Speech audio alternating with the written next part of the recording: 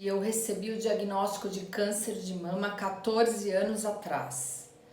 Nessa época era quase como receber uma sentença de morte. E eu achei que realmente eu fosse morrer.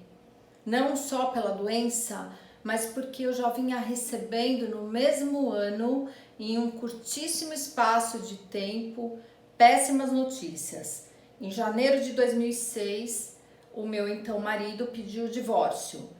Estávamos casados há 12 anos, com uma filha pequena. Uns 3 meses após, eu fui demitida do meu emprego. Era um ótimo emprego em uma agência de propaganda, eu tinha um bom salário e eu sabia que eu não ia me recuperar tão facilmente dessa situação. Mas para o final do ano, minha avó faleceu. Eu venho de uma família muito pequena, uma família de mulheres, filhas únicas. A minha avó só tinha minha mãe só teve eu e eu só tive minha filha Larissa. Então era só eu e minha mãe nos revezando para cuidar da minha avó. Ela tinha Alzheimer, sofreu por 6 anos, foi 14 vezes para UTI e foi realmente muito sofrida a doença dela, tanto para ela quanto para nós. Quando ela faleceu, a gente ficou muito triste, mas também ficamos aliviadas. Eu disse para minha mãe, eu tô agora desempregada, tenho um tempo livre, tô separada. Por que a gente não aproveita esse tempo e faz uma viagem nós três? Minha mãe, eu e minha filha. Vamos ficar um tempo livre do hospital, longe desse clima de hospital. Só que um mês depois, em novembro de 2006, o médico olhou para mim e falou que eu estava com câncer já em estágio bem avançado, um câncer de mama.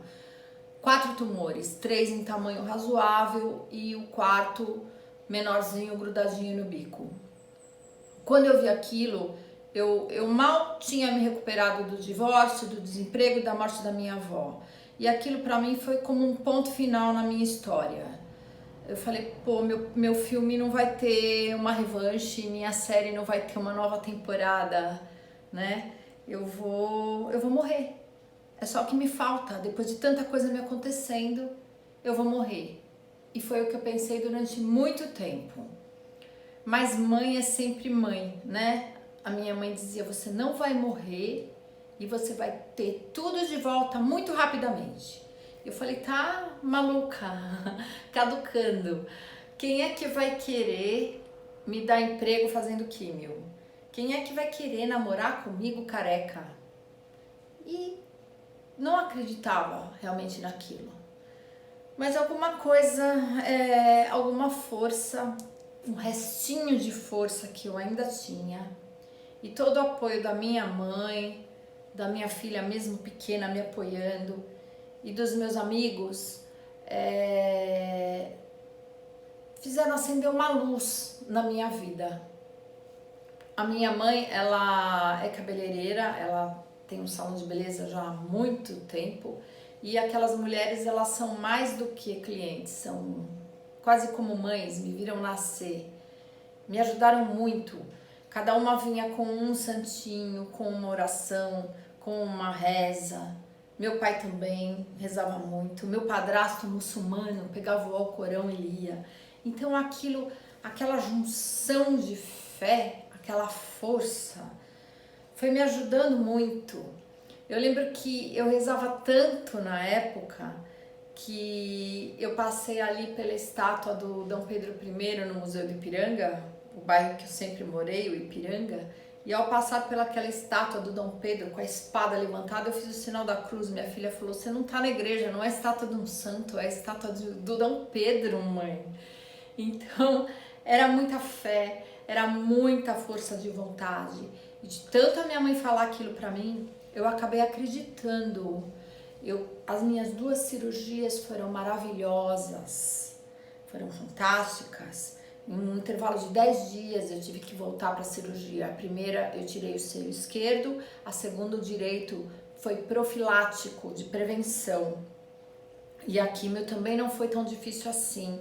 Eu não enjoei, eu não vomitei, eu tive uma reação ótima. Tanto é que eu liguei para o meu oncologista na época, perguntei se eu podia viajar, ele disse que sim. Então no intervalo entre uma quimio e outra, eu fiz uma viagem para o Nordeste.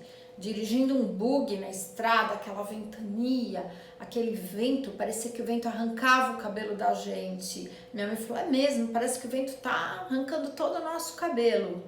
E eu cheguei na praia, aquele calorão, entrei no mar para me refrescar, puxei, dei um mergulho, puxei o cabelo para trás e vieram 2 grandes tufos de cabelo na minha mão. Não era o vento que estava arrancando meu cabelo, era a própria reação da químio, que parece que tem um fantasminha que fica ali puxando o nosso cabelo. E hoje eu fico lisonjeada de lembrar que eu perdi meu cabelo dentro do mar. Lógico que eu chorei, lógico que eu fiquei muito triste. Ao chegar em casa, quando eu fui raspar a cabeça, comecei a chorar muito de me ver careca. A minha filha falou assim, mãe, para de chorar, porque além de careca, você vai ficar toda inchada. Então eu pensei o quão feia eu podia ficar e parei de chorar por ali. E comecei a voltar com a minha vaidade habitual. Comprei uma peruca loira, comprei uns lenços, fiquei careca, perdi todos os pelos do corpo, por isso economizei muito com a depilação e comecei a tentar me divertir com aquela história. Um dia eu colocava um lenço preto e fingia que eu era uma muçulmana, no outro dia um lenço mais colorido e falava que eu ia vender acarajé. E foi assim, usando um lenço, que eu fui atrás de um novo emprego. Como minha mãe dizia, você vai ter tudo de volta, vai ter de volta seu emprego, vai ter de volta um relacionamento, vai ter de volta a sua felicidade. Eu fui passo a passo conquistando tudo aquilo. Eu fui fazer uma entrevista numa agência de propaganda pequenininha e o dono da agência tinha acabado de passar por um câncer e ele compreendeu exatamente a minha situação e me deu uma oportunidade de voltar a trabalhar. Eu agarrei aquele emprego com toda a minha força, como se fosse o melhor emprego do mundo, e realmente foi. Nenhuma multinacional vai me trazer lembranças melhores do que aquele emprego. Mas para conquistar um novo amor, eu tive que fazer uso da minha peruca loira. Um dia uma amiga minha, a Cláudia, ela me liga e diz que ia numa festa, numa balada e me convidou. E eu mesmo fazendo químio, eu fui. E ela disse, não vá de lenço, todo mundo vai perceber que você tá aí fazendo quimioterapia, coloca a sua peruquinha loira que é linda. E eu segui o conselho dela e coloquei. Eu pensei assim, 6 meses já, aí parada, sem fazer coisa nenhuma, é hoje que eu vou dar uns beijos. E foi assim que aconteceu. Eu conheci um cara na balada e a primeira coisa que ele me disse foi um elogio ao meu cabelo. Ai, que cabelo loiro, lindo! E eu fiquei toda feliz com aquele elogio, nem me importando que aquilo fosse uma peruca. Só que quando ele veio me beijar, ele tentou passar a mão aqui na minha nuca e eu não deixei. Porque quando a gente tá careca, a gente não tem como prender com grampo a peruca, né? Quando você tem cabelo por baixo, você coloca grampo na peruca e ela fica completamente fixa. Careca não tem jeito, se alguém vir passar a mão por aqui, ela vai dançar que nem a peruca do Zacarias. Então ele me disse que eu era uma moça muito recatada, porque não me permitia nem ser beijada. No final da noite, quando saímos mais pra fora ali do barzinho, que já tava mais claro, ele olhou bem pro meu cabelo e falou, eu tô olhando bem agora, esse cabelo é um aplique? E eu falei, sim, exatamente, um aplique que eu tô aplicando em você, eu sou careca. Como assim você é careca? Eu falei, não, eu sou igual a Britney Spears. Na época a Britney tinha dado um acesso de loucura nela e ela tinha raspado a cabeça. Eu falei, eu raspei minha cabeça. Ele falou, imagina, mentira. Eu falei, verdade, mentira, verdade. Mas por que você fez isso? Eu falei, porque eu tô passando por um tratamento de químio, eu tenho câncer e eu tô fazendo químio. O carro dele chegou, ele pediu meu telefone e nunca na minha vida eu imaginei que ele fosse voltar a me ligar. Mas ele me ligou no dia seguinte, a gente voltou a sair, a gente começou a viajar e hoje ele é meu marido ainda 14 anos depois. Eu tô contando essas histórias para vocês entenderem que coisas boas também acontecem durante o câncer. Tão boas que eu resolvi colocar toda essa experiência positiva que eu tive com o câncer no papel. Fiz um primeiro livro chamado Força na Peruca.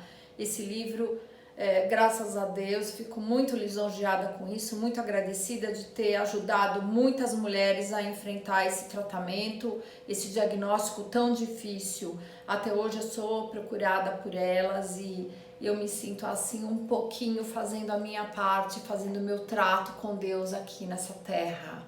Após esse livro, eu acabei conhecendo histórias de outras mulheres, reuni essas histórias num segundo livro chamado Mulheres de Peito, e esse livro virou também um documentário. O ano passado eu lancei meu terceiro livro, Vamos Falar de Câncer de Mama, é um puxa-conversa. Enfim, eu acho que eu consegui fazer do meu limão não só uma limonada, mas uma caipirinha muito bem feita.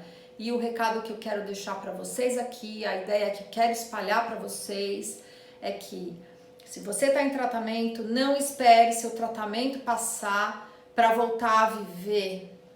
Viva agora, você está viva. Procure coisas que te deem prazer. Procura assistir uma comédia, procura tricotar uma colcha se você tem habilidade para isso, eu não tenho nenhuma.